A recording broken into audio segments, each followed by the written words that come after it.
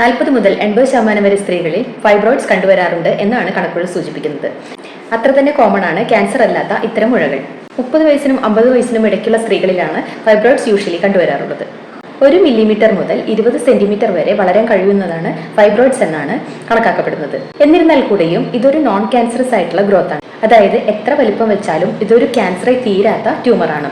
Usually 3 തരത്തിലുള്ള fibroids ആണ് കണ്ടുവരാറുള്ളത്.